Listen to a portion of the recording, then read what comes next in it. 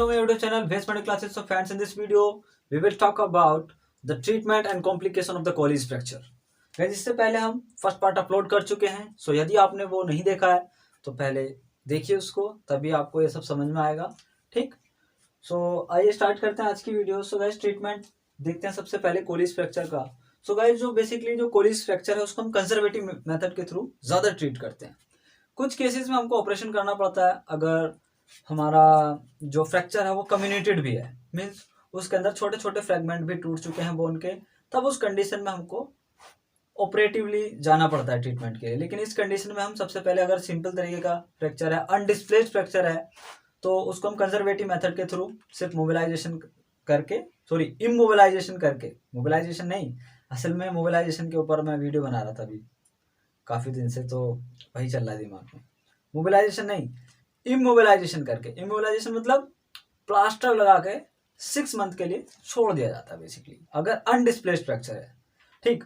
अब यदि fracture displaced है, मीन्स हड्डी जो है वो अपनी जगह से खिसक चुकी है फ्रैक्चर होने के बाद, तब उस कंडीशन में हमको मैनिपुलेशन देना होगा. कंजर्वेटिव मैनिपुलेशन मीन्स हड्डी को अपनी जगह पर बिठाना होगा. तो देखते हैं हड्डी किस तरीके से बिठा सकते हैं अपनी जगह पर. तो गाइस, इसमें बेसिकली जो कंजर्वेटिव ट्रीटमेंट है उसमें हम मैनिपुलेशन की हेल्प लेते हैं बेसिकली. सो गाइस, मैनिपुलेशन कैसे करना है अब. सो इसमें बेसिकली सबसे पहले जो है ना, आप ये समझिए, जैसे कि सिंपल एक फंडा समझते हैं.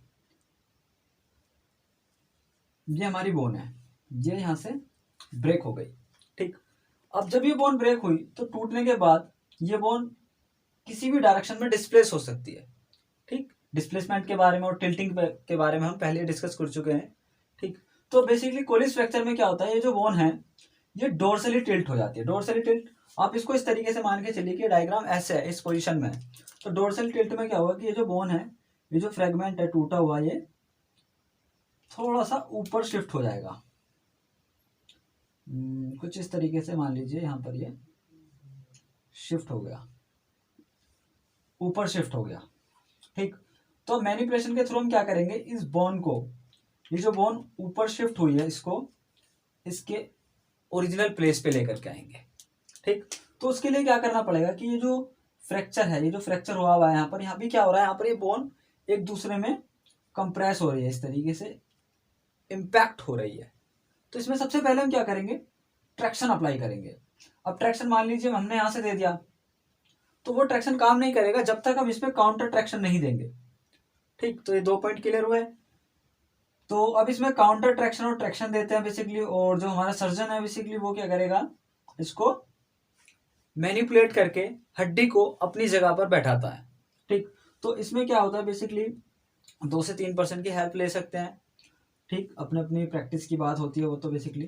तो इसमें क्या करना है, मेन कंसेप्ट आप ये याद रखिए कि जो हमारा फोरआर्म है बेसिकली, ठीक, यहाँ से तो एक फोर्स इस डायरेक्शन में लगेगा. ठीक. और बेसिकली जो सर्जन होगा ना, वो अपने वन हैंड से इसको शेक हैंड पोजीशन में पकड़ेगा, इस तरीके से शेक हैंड पोजीशन में. ठीक. और ये ट्रैक्शन अप्लाई करेगा. और फिर क्या होगा कि ये जो डोर्सल टिल्ट था, रेडियस के लोअर एंड का जो डोर्सल टिल्ट था, उसको नीचे की तरफ दबा करके, प्रेस करके उसको अपनी जगह पर बिठाया जाता है. तो ये है हमारा मैनिपुलेशन टेक्निक फॉर जो डिस्प्लेसमेंट हुआ था उसको अनडिस्प्लेस करने के लिए, जो डोर्सल टिल्ट हुआ था उसको खत्म करने के लिए. अब हड्डी यहाँ पर मान लीजिए ये जो डिफॉर्मिटी बनी हुई थी आपकी, वापस से नॉर्मल आ गई.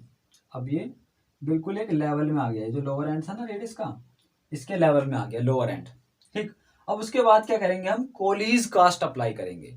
अब गाइस, कोलीज कास्ट क्या होता है बेसिकली, है तो प्लास्टर ही, लेकिन नाम रखा है इसका कोलीज कास्ट. कोलीज कास्ट क्यों रखा है, इसको देखिए. कोलीज कास्ट की बेसिकली 2 शर्तें हैं, उनको समझते हैं. सो इसका कास्ट देखते हैं, कोलीज कास्ट.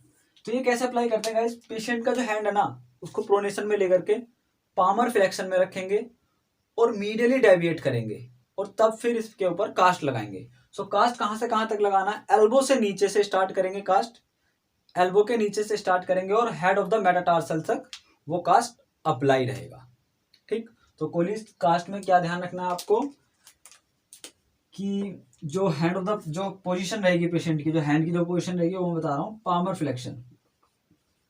पामर फ्लेक्शन में हैंड रहेगा, ठीक, और मीडियली डेविएट रहेगा। मीडियल डेविएट कह सकते हो इसको, या फिर अनलर डेविएशन कह सकते हो आप, है ना, अनलर डेविएशन में रहेगा, मीडियल डेविएशन। अब इसके पीछे रीजन क्या है भाई? कॉलेज का चलो समझ में आ गया ये है, लेकिन ऐसा क्यों कर रहे हैं, इसके पीछे रीजन क्या है मैं वो समझाता हूँ आपको। अब हमने इसको पामर फ्लैक्शन में लिया। पामर फ्लैक्शन में लेने के पीछे रीजन ये है कि जो डोर्सल टिल्ट था उसको नीचे करने के लिए हैंड को इस तरीके से डाउन करना पड़ेगा, तब उससे हमारा डोर्सल टिल्ट ठीक होगा, ठीक। अब मीडियल डेविएशन में क्यों गई? क्योंकि गाइस नॉर्मल कंडीशन में फ्रैक्चर से पहले जो बोन थी वो हमारी मीडियल डेविएशन में रहती है। हमने रेलेवेंट एनाटॉमी में पढ़ा था, अगर आपने फर्स्ट पार्ट देखा है तो मैं फिर से रिक्वेस्ट कर रहा हूँ आपसे, अगर फर्स्ट पार्ट नहीं देखा तो पहले फर्स्ट पार्ट देखिए। ये वीडियो बिल्कुल समझ में नहीं आने वाला आपको, आप अपना टाइम वेस्ट कर रहे हो यदि फर्स्ट पार्ट नहीं देखा तो, ठीक। या फिर आपको पता है तो वो बात अलग है ना। तो मीडियल डेविएशन नॉर्मल कंडीशन में रहता है, लेकिन फ्रैक्चर के बाद जो आपका वेंट्रल था, मीन जो वेंट्रल फेस, जो फेस होता है distal end of the radius का, वो हमारा वेंट्रल होता है।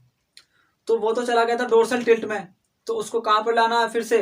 वेंट्रल में। तो वेंट्रल में लाने के लिए हमने कर दिया पामर फ्लेक्शन, ठीक। अब बेसिकली रेलेवेंट एनाटॉमी में हमने ये भी पढ़ा था कि जो आपका रेडियस का लोअर एंड है वो हमारा मीडियल डेविएशन में रहता है, ठीक।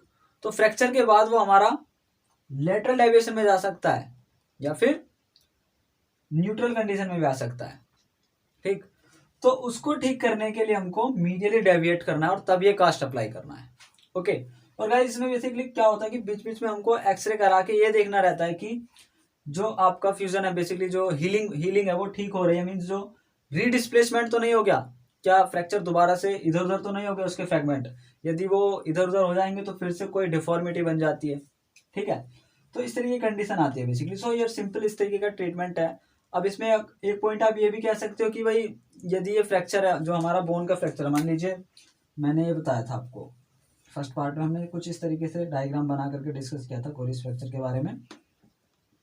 ये जो फ्रैक्चर लाइन है यहाँ से जाती है निकल करके, बेसिकली जो कॉर्टिको कैंसलस जंक्शन होता है ना, ये वाला तो कैंसलस बोन है और ये वाली कॉर्टिकल बोन है। तो कॉर्टिको कैंसलस जंक्शन के बीच से फ्रैक्चर होता है, ठीक है। सो अब यदि ये हमारा कम्युनिटेड फ्रैक्चर हो, कम्युनिटेड मीन्स ये जो बोन है ये इस तरीके से फ्रैगमेंट में टूट जाए, ये फ्रैगमेंट में ब्रेक हो गई बोन, तब इस कंडीशन में हमको ऑपरेटिवली जाना पड़ेगा, कुछ हमको के वायर्स का यूज करना पड़ेगा। तो के वायर्स हम किस तरीके से यूज कर सकते हैं कि मान लीजिए हमारी स्किन है, ठीक है ना, तो स्किन में और फिर प्लास्टर कास्ट है, उसके ऊपर प्लास्टर कास्ट बेसिकली हमने लगा रखा है, तो कुछ के वायर्स का हम यूज कर सकते हैं, उन के वायर्स को हम लगा सकते हैं इसमें, ये जो बोनी फ्रेगमेंट है इन सबको जोड़ने के लिए कुछ इस तरीके से हम क्रॉस करके के वायर्स डाल सकते हैं, है ना, प्रॉपरली। वो देखना पड़ता है कि इंजरी किस तरीके की है, उसके अकॉर्डिंग हम के वायर का यूज करेंगे, ठीक। तो ऑपरेशन किस कंडीशन में करेंगे? जब कम्युनिटेड फ्रैक्चर हो, ठीक, तब उस कंडीशन में हम ऑपरेटिव मेथड की तरफ जाते हैं। सो ये तो था ट्रीटमेंट के बारे में। अब हम बात कर लेते हैं कॉम्प्लिकेशन के बारे में कि क्या क्या कॉम्प्लिकेशन हो सकते हैं कोरिस फ्रैक्चर में, किस किस तरीके की कंडीशन आगे जाकर के बन सकती है। तो गाइस सबसे पहली जो कॉम्प्लिकेशन है वो है हमारी स्टिफनेस ऑफ जॉइंट। सबसे पहला जो पॉइंट है वो है स्टिफनेस ऑफ जॉइंट, ये वाला स्टिफनेस ऑफ जॉइंट। तो ये कब हो सकता है? जब हम पेशेंट का ट्रीटमेंट हमने मान लीजिए इमोबिलाइज कर दिया, पेशेंट को प्लास्टर कास्ट लगा करके बता दिया, उसके बाद हमको इंस्ट्रक्शन देना है पेशेंट को कि आपको अपने शोल्डर का और एल्बो का मूवमेंट करते रहना है, ठीक, शोल्डर का और एल्बो का मूवमेंट करते रहना है, और उसके साथ साथ आपको अपनी फिंगर्स को भी चलाते रहना है, ठीक है ना, फिंगर्स वगैरह का भी मूवमेंट करते रहना है। तो अब यदि पेशेंट ऐसा नहीं करता है तब उसका जॉइंट स्टिफ हो सकता है, उसको एल्बो में भी स्टिफनेस आ सकती है, शोल्डर में भी स्टिफनेस आ सकती है, फिंगर्स में भी स्टिफनेस आ सकती है, ठीक। और या फिर एक कंडीशन ये भी होती है कि मान लीजिए फ्रैक्चर हील हो गया, ठीक है, उसके बाद फिजियोथेरेपी लेनी होती है। बेसिकली फिजियोथेरेपी हम क्या करते हैं, इसको मोबिलाइज करते हैं। अब मान लीजिए पेशेंट ने वो नहीं करवाया है, तब उस कंडीशन में उसका जॉइंट स्टिफ हो जाता है और रेंज ऑफ मोशन कम हो जाती है बेसिकली, ठीक। अब हम बात करते हैं माल यूनियन के बारे में। सो गाइज माल यूनियन हो सकता है पेशेंट को, अगर पेशेंट को कोई पैथोलॉजी है तो उस कंडीशन में माल यूनियन हो सकता है, और माल यूनियन की वजह से एक डिफॉर्मिटी भी बन जाती है बेसिकली। और माल यूनियन आपका मान लीजिए रीडिस्प्लेसमेंट हो गया, जो प्लास्टर कास्ट था वो ढीला हो गया, किसी वजह से वो ढीला हो गया, ठीक, पेशेंट ने लापरवाही कर दी, उसको भिगो दिया या फिर एकदम से मूवमेंट करने लगा जाने के बाद, तो उस कंडीशन में भी माल यूनियन हो सकता है, मीन्स जो बोन है वो गलत तरीके से जुड़ सकती है। तब इसका ट्रीटमेंट बेसिकली डिपेंड करता है कि क्या कोई फंक्शनल वैल्यू लॉस हो रही है। अगर फंक्शनल वैल्यू लॉस हो रही है तो हम ट्रीटमेंट की तरफ जाते हैं, या फिर मान लीजिए अगर एक अगली डिफॉर्मिटी बन गई है, मीन्स गंदा सा हाथ लग रहा है और गलत तरीके से बोन जुड़ गई है, सो वो डिपेंड करता है पर्सन टू पर्सन की क्या वो उसका ट्रीटमेंट लेना चाहते हैं या नहीं लेना चाहते हैं। अब बात करते हैं subluxation of inferior radio ulnar joint. So guys जैसे कि हमने बताया था कि जो लिगामेंट है वो इंटरोसिस लिगामेंट होता है, इंफीरियर रेडियो अल्नर जॉइंट के बीच में एक इंटरोसिस लिगामेंट होता है, इंटरोसिस मेम्ब्रेन होती है, उसकी वजह से भी आपका सबलक्सेशन हो सकता है, हीलिंग के बाद भी सबलक्सेशन हो सकता है, ठीक। अब हम बात करते हैं कार्पल टनल सिंड्रोम के बारे में। गाइस जैसे कि आपको पता है कि जब हम फ्रैक्चर की हीलिंग डिस्कस कर रहे थे, फ्रैक्चर की हीलिंग के बारे में भी हमारी एक वीडियो है, आप उसको भी देख सकते हो, तो वहाँ पर हमने बात की थी कैलस फॉर्मेशन की, वहाँ पर कैलस फॉर्मेशन होता है बेसिकली। सो उस कंडीशन में यदि मान लीजिए जो कैलस है वो बनने लगा, वो कैलस एक्स्ट्रा बोनी फॉर्मेशन ज़्यादा होने लगा वहाँ पर, तो वहाँ पर कार्पल टनल सिंड्रोम हो सकता है। मैं आपको थोड़ा सा डिटेल में बता देता हूँ, कुछ इस तरीके से समझिए आप। ये लोअर एंड है रेडियस का, ठीक है, ये हमारी अल्ना आ गई, कुछ इस तरीके से कार्पल्स बोन हो गई, और यहाँ पर नीचे की तरफ ही हमारा मेटाटार्सल वगैरह, फिंगर्स, फैलेंजेस वगैरह आ जाएंगे, ठीक है ना। तो बेसिकली क्या होता है, यहाँ पर हमारा फ्लेक्सर रेटिनाकुलम होता है, एक बैंड होता है फ्लेक्सर रेटिनाकुलम, ये मान लीजिए एक बैंड है फ्लेक्सर रेटिनाकुलम। अब इसमें क्या होता है कि कुछ नर्व, कुछ टेंडन निकल करके आते हैं और वो हमारे हैंड में जाते हैं, जैसे कि एक हमारी है मीडियन नर्व, मान लीजिए यहाँ से निकल करके जा रही है, ठीक है।